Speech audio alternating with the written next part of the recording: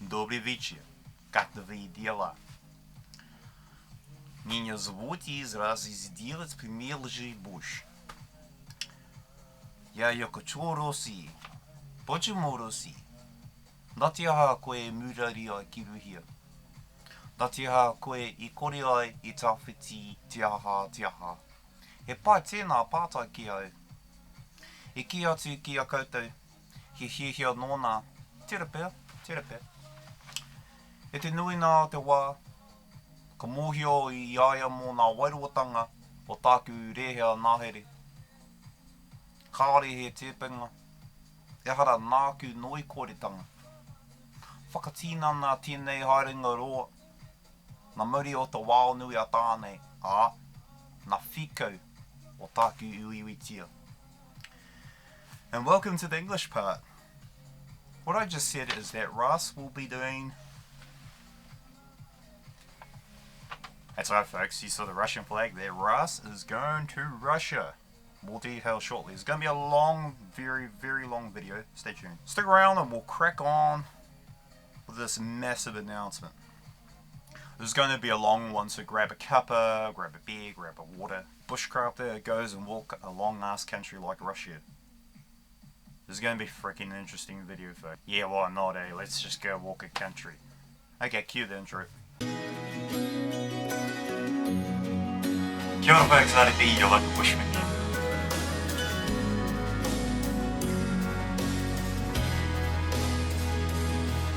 Kia ora folks, RAS your local Bushman here. Today is an important announcement for this channel. Now please excuse me if I'm reading from script, okay? I have to. This is a really long video. We've got 9 pages. There's a lot of information in this video, okay? For Bushcraft and for my future in both outdoor filmmaking and outdoor recreation as a whole. Also, we have an announcement at the very end of the video, so please stay tuned. It's very important and it's concerning this channel.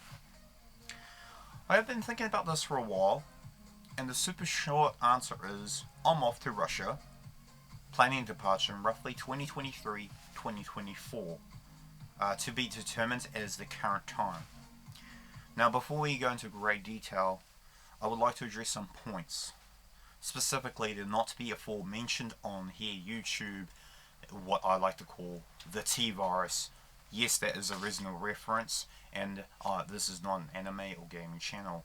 I'm going to move that on for now, so we're going to leave it at there for now. What I'm addressing first is that this was planned roughly October 2019, way before the current world situation. Secondly, you may ponder, bro, put it off, bro, put it off until it's better times, yada yada yada. I've heard it all before. What I can say is I'm proceeding with caution with the planning, the actual date of the departure year for the team, and we will go into that further, but I don't run because of fear, and that's what the gist of that question is to me. It's a fear-filled question. People don't want to tackle a nasty situation, so they use that question towards me or towards others, that, oh bro, you shouldn't do it because blah blah blah. It's a fear-filled question. If we all lived with fear, we wouldn't progress in anything. There's a lot of sections in this video, okay? So we'll go through everything that started the journey, through to the planning, the logistics, recruitment of team members, sponsorship potential, length, breadth, 1 page done, modes of transport, the food resupply, visa, all that stuff in their own individual sections, okay? Which, if I remember, I shall timestamp. Just look at the sweet amount of information. A lot of planning, eh? That's a fraction of the paperwork I have compiled in the 9-month time period. This is the most intense outdoor mahi I have ever planned for, ever. First section, why? To sum this up, it started for me with the post-production of my short film Wanderers, now Untitled Māori. Now, very few people who watched that video, the Māori version, will be able to back-translate into English.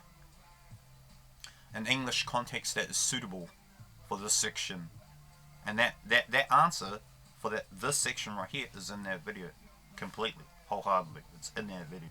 That is to say, the foundation of my questioning to what was simply a video assignment turned into a question which is rhetorical and possibly unanswerable, to an essence of my ability to be humbly defeated in the sense to not being able to address or resolve this question: why are outdoor recreationalists wanderers? And we'll go into that shortly. In the tone of the question, the prose is simple. It is. If you look at the prose of the question, it's simple. Why are we wanderers? Sounds simple. However, if we analyze, it is an unavoidable beckoning of possibilities. Any answer could be the answer. However, if I have tried to have compared to, does not suit well at all. In short, to me, the answer could be possibly conjured in a distant land, or after going through harsh trials and tribulations along an outdoor journey grand such as this. That by suffering, if you will, in the outdoors context, and those folks do know I do like to suffer outdoors, may possibly light the bulb that illuminates the hall of answers, which sounds a very philosophical way of answering that question. You may think that the context is to seek fame, fortune, or to boast. I humbly ask of you, why ask a long, inquisitive, yet rhetorical question such as why are we wanderers in the first place? A long way of saying that is not who I am, and one should not plan an expedition if one wanted to answer with that retort in the first place. Let's moving on. Section 2. How grand of a scope is this journey? What is the scale? Big is an understatement. To give a current estimate would be roughly 13,424 kilometers. Yes, that's right, 13,424 kilometers. That's roughly 4 times the length of Te Aroha Trail, plus change. Maybe slightly longer than a typical through hike, perhaps. The joke here is the insanity of the length and distance and time spent of the journey. Or is it really that long, if we think about it? To be or not to be? Red pill, blue pill. It will take, or plan to take, should I say, at least 60 weeks or 14 months, trudging through what will be technically 5 seasons, but basically a full year of Russian seasons.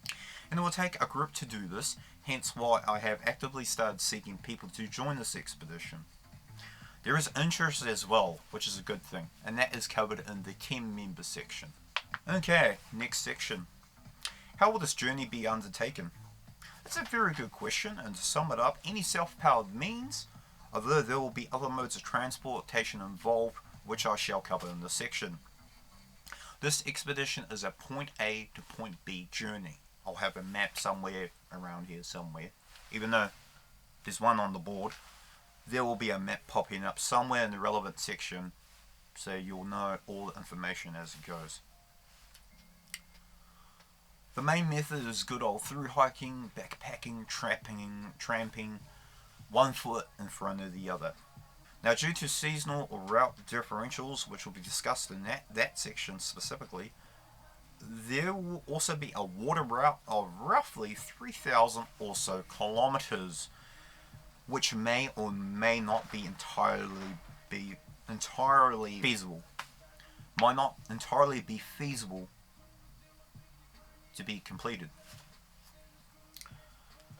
I have yet to finally tune that in the next coming years. Yet again, that is in the route section of this video. There's also a possibility that at the start and near finish of the journey during the winter months, the ski tour, that is with a sled, like a pulk. The Norwegians use a pulk, and we will be on skis and propelling with poles. It's a faster way during winter when snow conditions dictate, and just having the backpack with light stuff in it and the rest of your kit in the sled. That's one method. Other methods include as follows: dog team, pack horse. Methods along those lines which break up the monotony of just walking. If there are other feasible methods of transport where possible and makes sense to utilize them, which does include hitching and trains, these are factored in because there could be, someone got sick or injured. It could be trying to get past a weather front. There's multiple reasons. Next page. What's the route so far? Interesting question.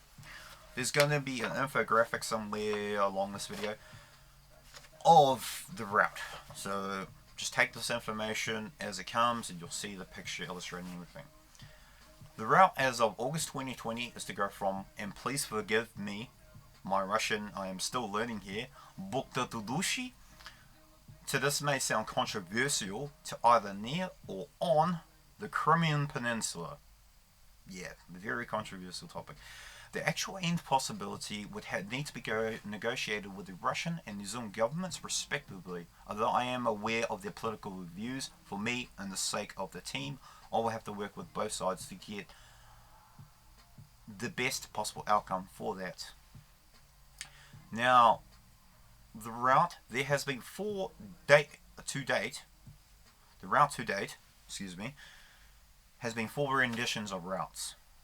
Due to resupply issues on the original route, as well as elevation changes which start from 1,000 meters elevation, range down to 40 meters, and that was for a period of 1,400 kilometers, with resupply periods of every 2 to 3 weeks. Now, starting in late winter on foot, with those conditions, with those numbers, that's ridiculous. That's freaking dumbass. So therefore, I had to ditch the other routes. Next picture shown here is the modified route along the Russian-Chinese border, which for the sake of convenience and resupply situation, looking like every max 7 days, which was way more favorable. It starts close-ish given the vastness of Russia, close to Vladivostok, Pratipotka, which will be the first starting town, heading in the northerly direction towards the first provincial capital, Khabarovsk. Then from there, more or less, winding in a westerly direction, horizontally aligned with the country, towards Volga, which is the start of the 3,000 or so kilometer river paddle, which, as I mentioned, I have not totally looked into the feasibility of that paddle along the length due to dams where there may have to be portages, etc. However, this route shortens the length via the land route by, at least in my calculations, 1,200 or so kilometers. That route pictured in red here goes back towards Moskva in a circular manner, then around, then down towards the Volga River. Both routes finish at Astrakhan, near the border with Kazakh.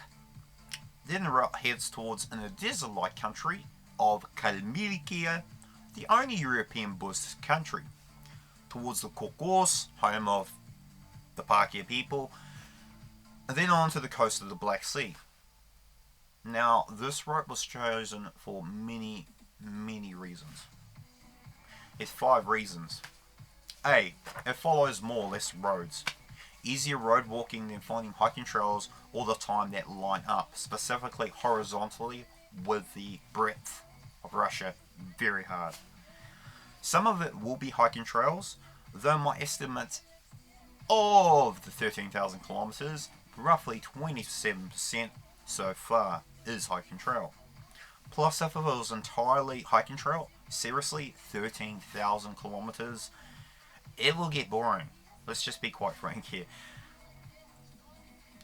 No matter how much I love hugging trees, and you guys know because I got a picture right here from my private album of me hugging trees, that's too much for even my handy mindset. And this journey is freaking handy. Okay, reason B. Less severity of weather differentials. Although there are at least 6 major weather regions this route crosses compared to other hypothetical routes, I chose this one because the winter, although still freaking cold, is nowhere near as severe as a more northerly direction, heading towards the Arctic zone, which is a lot colder.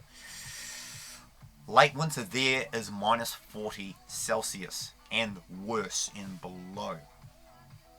This route I have chosen is based on an average weather across the board from weather stations from the last 3 years right across the country of Russia. The coldest starting temp is predicted, and take this with a grain of salt, as extreme as minus 20 Celsius, even in late winter. Now the aim the following year is to finish just before mid-ish winter, which around the coast of Black Sea is at its extreme minus 15 C, which given how cold it gets in Russia, and it gets freaking cold, is actually a better option. Why is that? Moldies don't freeze well. Reason 3. Elevation impacts over a long as distance. The other routes which I intended to use were too long distance wise, maintaining an elevation of 1,000 meters in elevation and up. This modified route takes a lower approach, less climbing compared to other routes. Now please don't get me wrong here, there are times when it does maintain 1,000 meters or so for a few hundred kilometers here and there. However, that is not too bad or severe on the team's health and conditioning over extended periods. These are other factors I have to consider. Reason 4. Economical viewpoints. Now the route was chosen at the time because of its economical advantages when resupplying food or equipment. Hostels, etc. are on an average 21% cheaper than a more northerly route. Reason why is further stuff is away from people, the more it costs. Which long term doesn't help us to save money, but it helps to extend that money we save from those other days, weeks, months towards the next days, weeks and months. Which leads to my next point. 5. Resupply along this route, which will be marked out here, is from 3 days max to 9 days max. Compared to other routes proposed, is way more doable.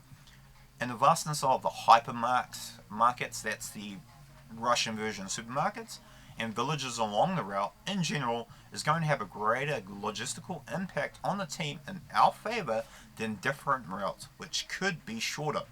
However, resupply options could be greatly distant apart from each other because this is a long-term expedition. This requires to a degree a level of comfort afforded by the convenience of having villages and stuff within a week distance time period.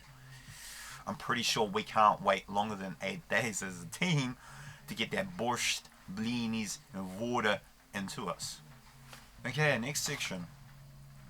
Are you going to be filming it? Good question. There are some discussions I am involved with to be sponsored potentially by BBC, which will be covered in the sponsorship section of this video. One is to make a feature-length documentary about the crew, the culture, the environs along the way.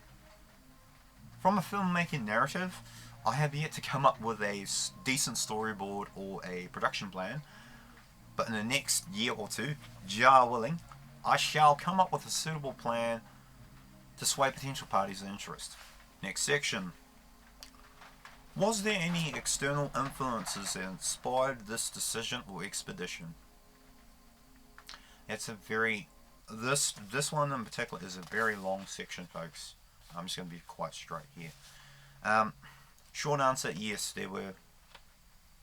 Long answer is to the context of the extent of how great they made an influence, no. The whole point for me anyways, as I cannot speak for the current or future team, is that this personally was to address the one question as previously stated. Natiaha mato I murariai. Why are we wanderers? That's the sum up, the whole reason why I'm here talking to you today, planning this whole thing. Now, I know this question is rhetorical, of course. However, it is the driving force to organize this mad expedition. Someone in a few words with similarities would be in likeness, not closeness. I can say is to begin to question and answer what for me is the magnus opus of questions for the outdoor recreation world. Simple prose, yet so profound that philosophically people would look at it and be, I'm Hoha, does it matter? And to me it does, because it is a question that over the years, from watching outdoor recreation films and forums, message boards, others' personal achievements and failures of people a part of the outdoor recreation world, that in an impartial manner make up a part of our lives, it has and always will be there, this question. I'm just trying to attempt to answer the question with at least some basic understanding or a fragment of the answer. Full overstanding on a Rastafarian level may or may not happen, logically speaking. Other sources that inspired me are my outdoor recreation heroes, or Bushmasters as I like to call them, such as Dick Pronicki, Dick Pearson, Ron Hood, as well as films such as Snowshoes in Solitude by Les Stroud, Les Ascent, The Dawn Wall to some degree, The Mountains Between Us, The World We Make, a movie such as that, a romantic drama such as that. To name a very few, otherwise this section will be very long. Being a filmmaking student and all, to outdoor literature like outdoor leadership books, to English sonnets and poetry by Sir William Shakespeare and Sir Francis Bacon, through to personal observation of the bush, trees, insects over the years. As well as, in a manner of speaking, to help nurture the spark of outdoor recreation worldwide. This is the most important as a bushcrafter myself, is preservation of the skills of the outdoor rec world, which range from range fighting, navigation, primitive hunting, to walking skills and expedition planning, trapping, primitive trapping, plant ID. I could go on forever explaining all the skills of the outdoor recreation world. All of these are influences for me as well. Some also include the lack of cultural exchange between people on a face-to-face level, away from politics, ideologies, etc. You know how people really interact between each other with no scripts. With no scripts. People just speaking with each other like this. Learning through face-to-face.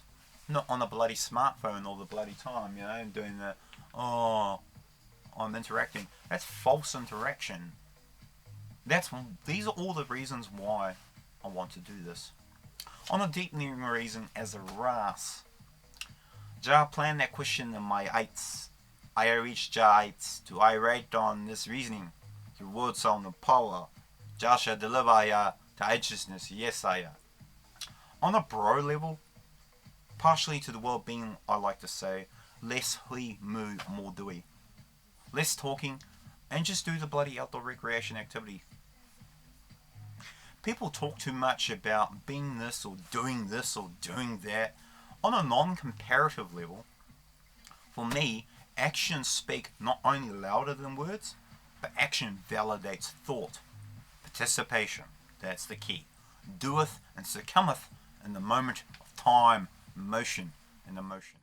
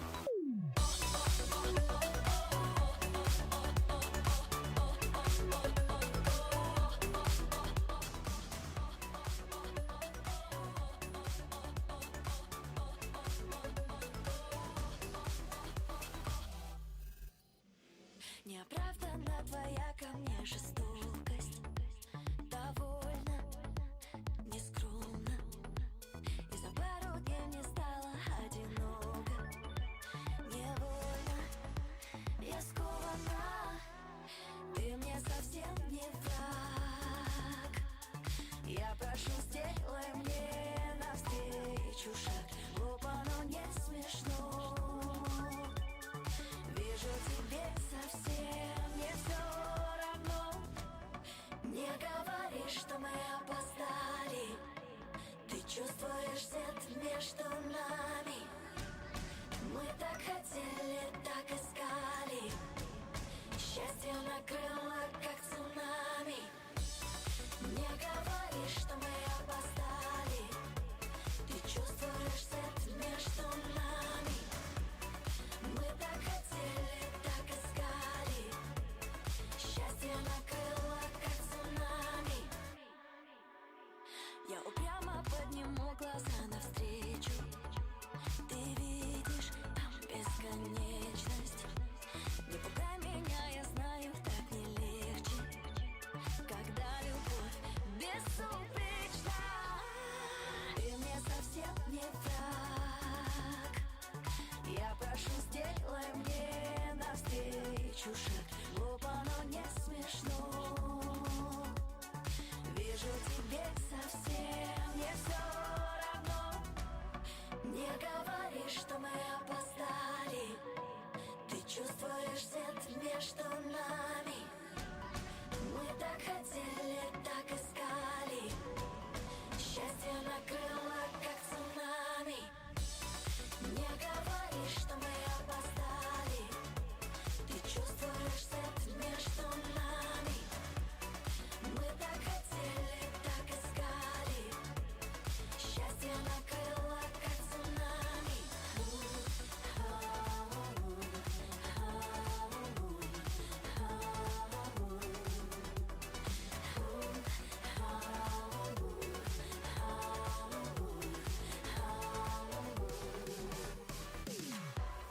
Чувствуешь свет между нами.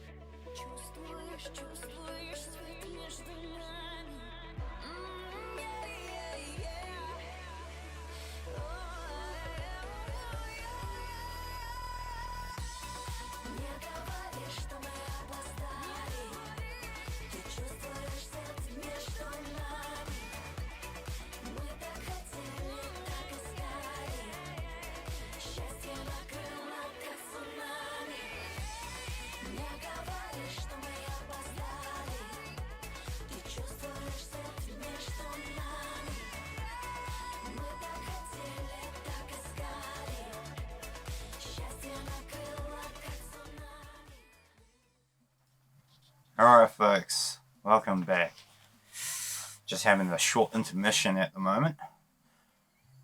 Now, on to the new section. How much will this cost? It's an interesting question. Short answer, a lot. Long answer, well, that is completely hard to give you. Due to legal issues, I am not able to accurately divulge the costs. However, I can give a scale. As you know, I'm brutally honest. A per person estimate between 19,000 New Zealand dollars and 40,000 New Zealand dollars. Also, apologies for the cigarette. As you guys know, I smoke. I am giving up cigarettes. I have to for Russia.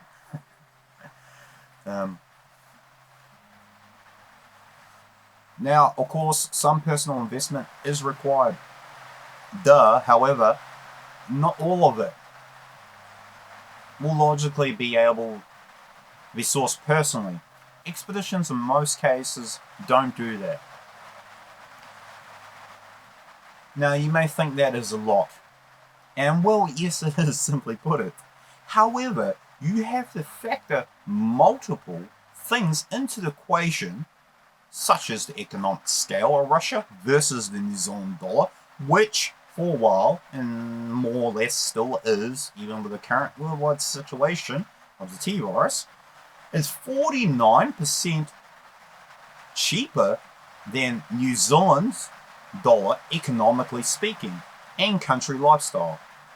There's other things as well. You have to factor flights to Vladivostok from New Zealand, or wherever else the team is coming from, food costs, hostel costs, train and bus or other transportation costs, hire, fuel, equipment, replacement, cell phone coverage data plans, insurance, medical, etc. Now, if we use some of the information below, we can get two answers. Those two answers are A, either scale versus length versus economy of country equals, relatively speaking, inexpensive trip, or we could look at the numbers and purely freak out because we ain't rich, which I am not, and solely base our judgment based on fear of how grand of a number that budget, like a curtain of shadows, these numbers appear. Now, to give you some perspective, here are some facts taken from the Untitled Trail website. An amount of New Zealand $7,000 to $10,000 has been suggested by previous walkers for a 5-month through walk. Most trampers will be on a budget, but to enjoy through tramping requires some diligence in the trails towns. It pays to allow a margin for this. Also allow generous contingency for unforeseen expenses like equipment replacement and extended town stays, which can be forced by weather or injury.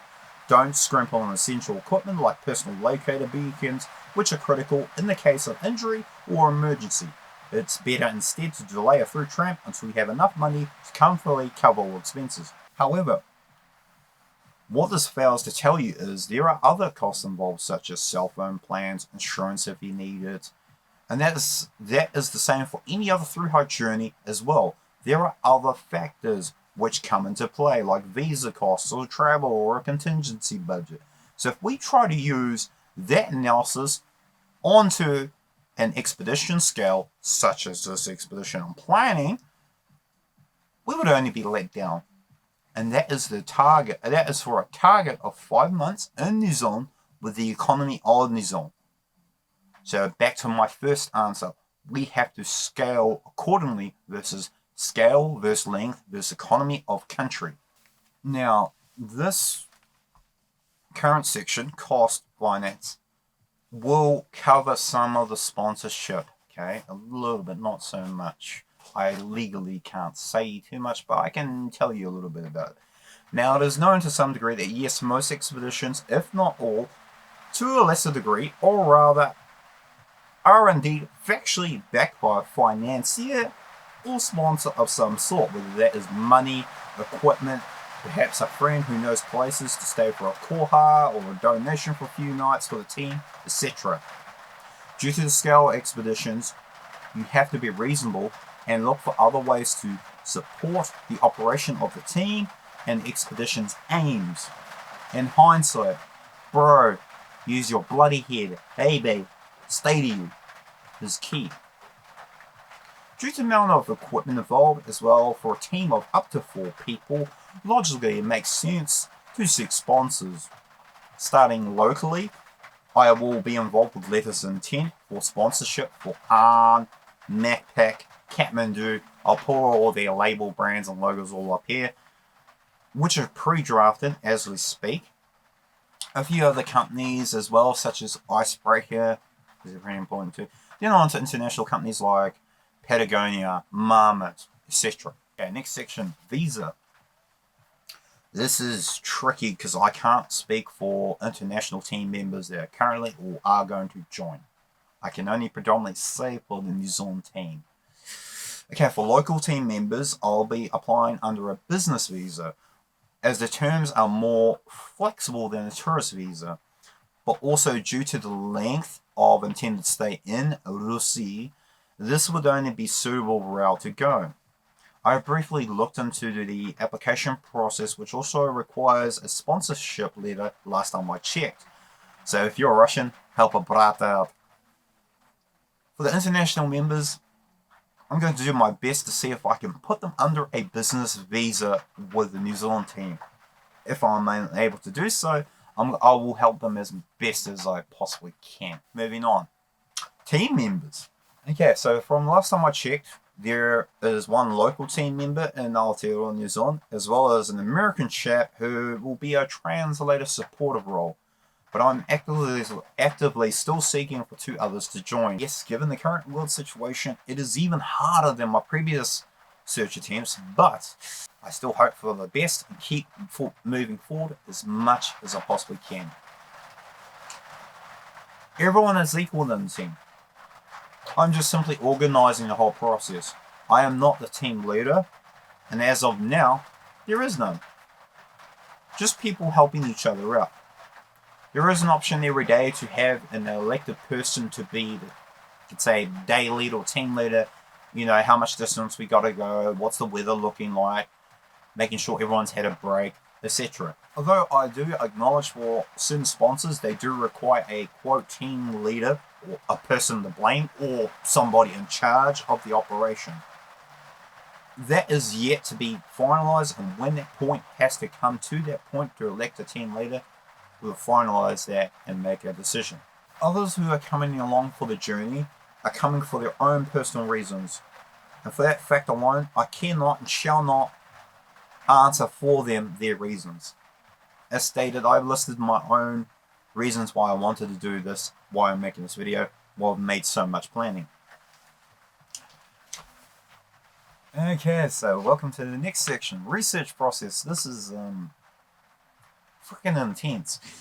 As I've stated, this has and will most likely be the most intensive, over analytical of data I've ever possibly conceived to do for an outdoor mission. Just take a look again at some of the documents I've compiled.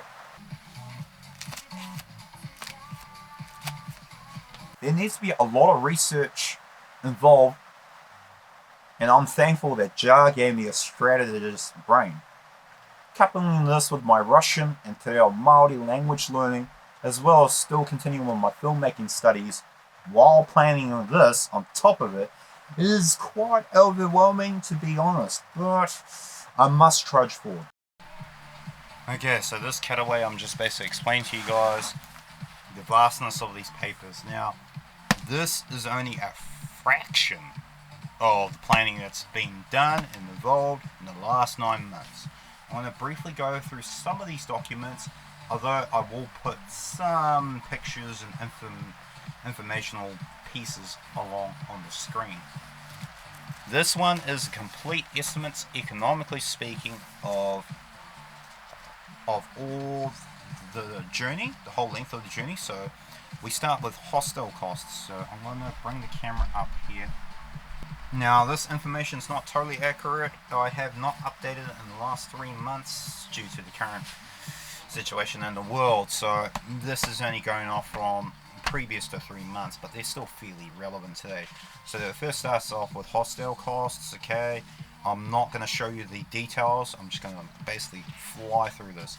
Okay, so this page is the hostel cost estimates. Here's more estimates with averages, like here.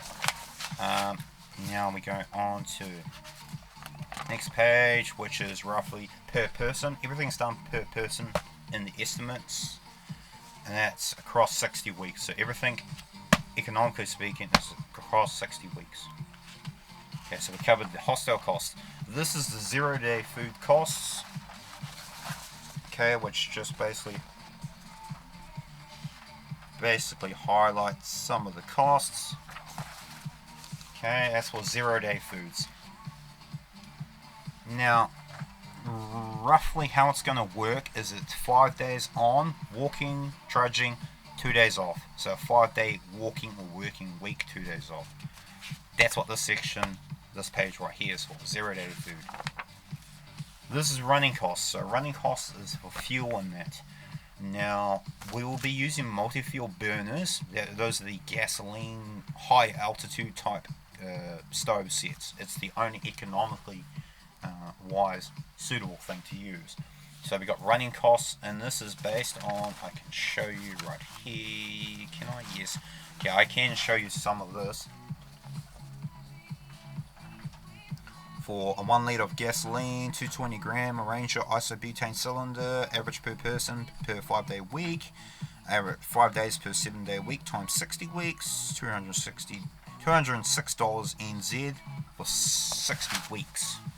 That's to melt snow, cook food, cook kite on the trail, etc. As running costs. This is all cell phone plan data stuff.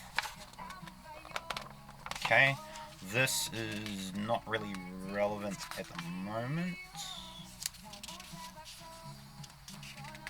but it gives you some costs. So basically, it's on a certain plan. Okay, here we go, $285.46 NZ per person across 14 months, 60 weeks. Next page is the cell phone plan, so we're not going to worry about travel costs. Now, this is all based on, since this is a New Zealand based led team, all on the New Zealand dollar, so please factor in mind. Here are some of the, I'm not going to give you guys a total accurate picture, I'm just going to fly through the numbers here. 6 to 8 days depending, blah blah blah. The costs involved to get to point A to point B to the starting place. There was a pre-amended total estimate budget per person, which has been changed. The reason why is because it's been changed because of the inflation calculator. Yes, I know this cutaway is really rough. I'm not trying to be accurate here. And then it gives you with a new replacement gear budget, which gives me my estimate here, which gives me a total worth of NZ value in 2023. So that's the estimates document right here. Next one, these pictures, these are all route map pictures, okay? This is the route. Okay, so it's just all different route pictures. Just different route pictures, that's all it is. These are all the latest pictures, the latest route changes. I've made some of the old route, new route standards. This will all be thrown on the screen during the previous cutaways, during the route section. So that's that. This is the kit list. Okay, this is not a comprehensive kit list. This is all recommended, and it basically says, you know, this is all personal, whatever you choose, yada yada yada. This is based on if we had to buy our own equipment. If we had to. But it's also used in context to ask potential sponsors or gear brands what we may require of them, and then we'll have to work out deals with them, and that's how usually the nature of sponsorships go. So it gives you a brief list. Some of those things I've ticked off, okay, that's what I personally have already that I could use if I had to pay for my own gear and use my own gear. I could do. So it just basically gives you that, and it's not seasonal based. This is all based on the whole length, so winter to winter, and all the seasons in between. There is an option to ditch gear or bounce gear through hiking terms. We'll use bounce gear to the next section where that season of gear might be suitable. Okay, and then goes into pot systems, your tent or shelter tarp. 3-pot system I'm imposing as a minimum, 1 litre minimum pot, due to melting snow and stuff. Ferro rod, eating utensil, expedition size pack or system, that's 80 litres minimum total capacity, dry bags, etc. And it gives you the reasons why you need that, your non-negotiables, reasons why. What else do we have here? Carrying your documents, that's important when in Russia. Personal locator beacon, which I do have one. Head torch, quick dry towel, watch, water bottles, first aid kit, multi-tool, electronics, which are very personal. Now, as you guys know, I will be filming the whole thing. I aim to provide my own camera equipment. I do not want to use somebody else's camera equipment. Ideally, if there's not an upgrade for the Panasonic FZ2500 or the baby GH4, since it's such a beautiful compact documentary camera, I would probably take this camera I'm filming right now. Okay, so that's all the equipment, more or less. This is the aims and objectives priorities document. This is for team members only, so I can't show you what's in here. I can just show you the document. It's a shortened version of this video, basically. Now, this is all old maps, okay? All old maps and some estimates here and there. There is some stuff I can show you.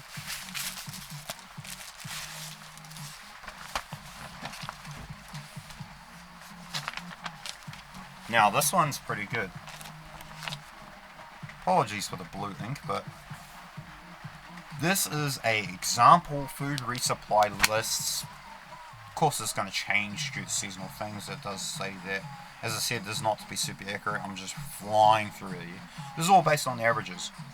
So this is based on I'm going to use rubles estimate here. This is based on 3,000 rubles per person for a week. For 5-day week. So this is for 5-day resupply, okay? This specific information is taken from Ovorska. Okay, Ovorska is a hypermarket. So it gives you some pictures of the food. Your rough estimate at that time was just roughly what some of them are. So some of them are like canned spreads and stuff like that. Peanuts. This tinned meat. Stuff like that. Is to give the most balanced diet as possible. Now you're going to look at it and notice all these products are household products. There's no specialty dehydrated food.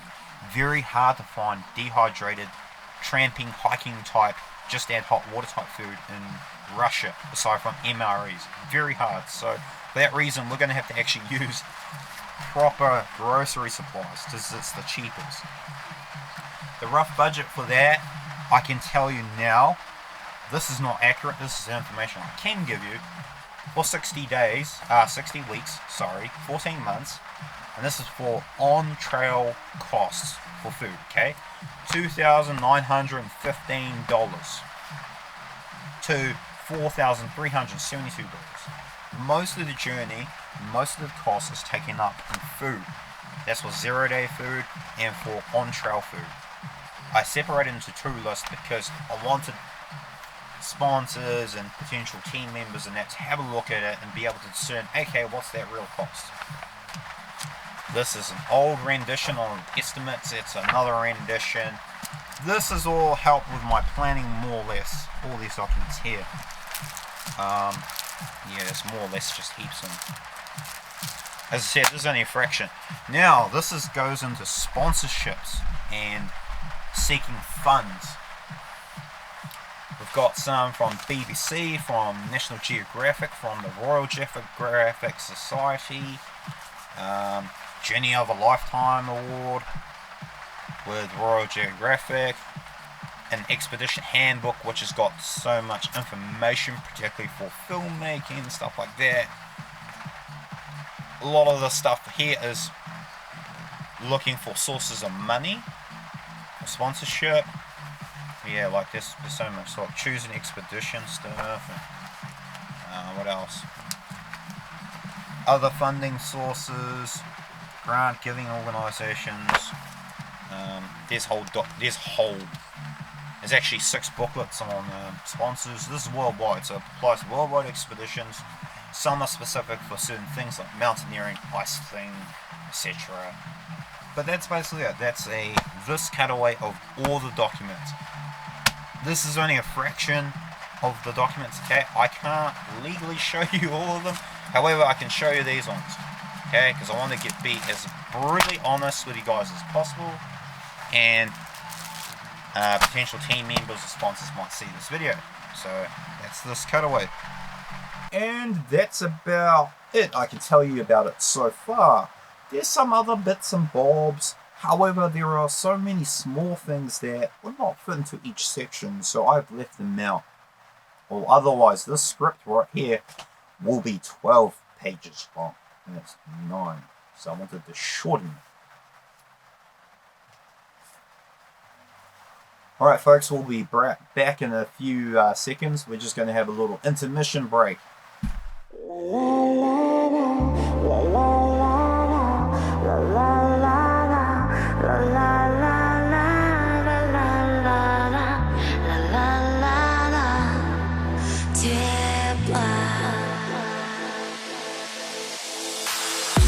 Обойдемся без света и на телефон.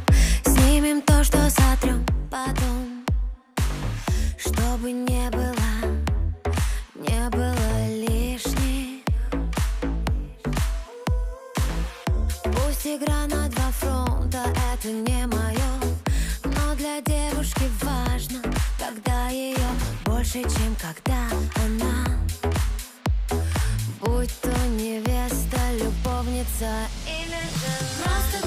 Просто так хочется, чтоб кто-то спас меня от одиночества. Просто так хочется тепла зимой холодной. Просто так хочется, чтоб кто-то спас меня от одиночества. Просто так хочется тепла.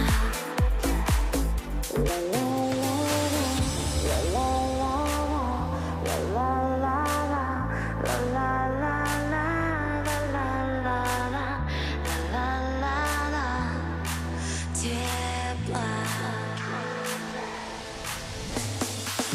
Под неонами спрячу свою тоску. Закружи меня в танце, а я солгу, что ты единственный, невероятный. Заблокирую номер на 2-3 дня, чтобы ты не достал, не спалил меня, чтобы потом с тобой стать снова невестой, любовницей или женой. Просто так хочется, чтоб кто-то спас меня от одиночества. Просто так хочется тепла зимой холодной. Просто так хочется, чтоб кто-то спас меня от одиночества. Просто так хочется тепла. Просто так хочется.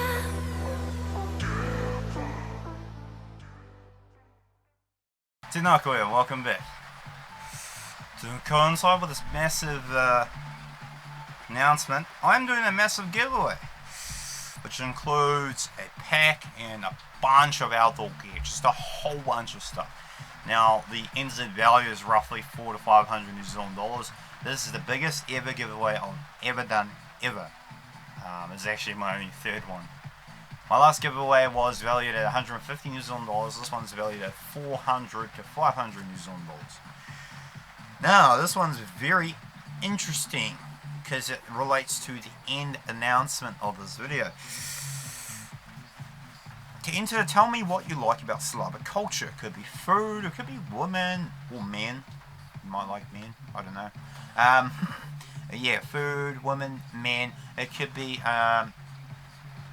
you know, the customs, the language, geography, bush, the forests, etc. So, all I want you to do, if you want to enter this competition, as I said, $400 to $500 worth of New Zealand dollars of outdoor kit. In the comment section down below, make sure you use the hashtag that will pop up here at RD Russia in your comments so I know who is in the draw. I will check this over the years, and this will close at August 21st, 2022. Yes, quite a few years away.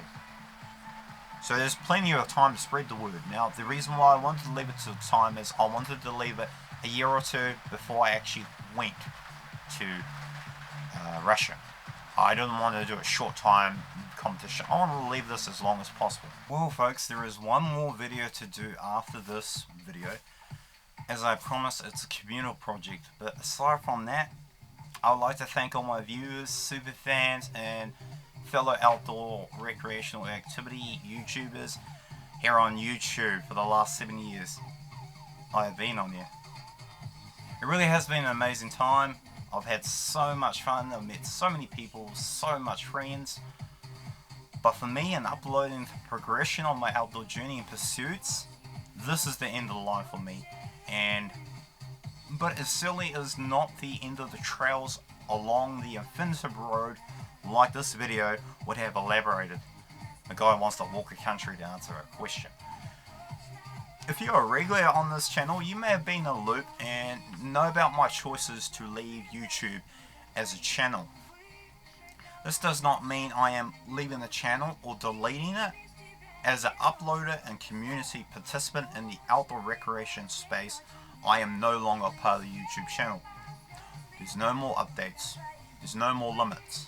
Only to move to transcendence, in this case Russia. And forgive my French here, but to find the answer for that pūrari upoko kohua pātai, I'm going to put the English equivalent in here.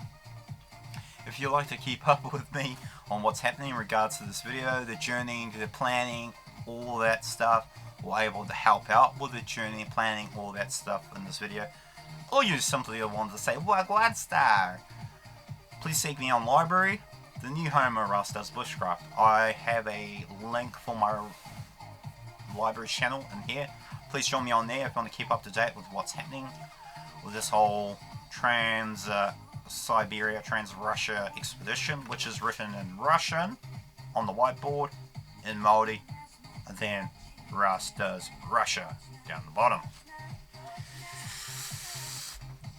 This is the last official time I say this, but blessed trails, folks, and see you next time. I shall see you again later. Spasiba tenakwe.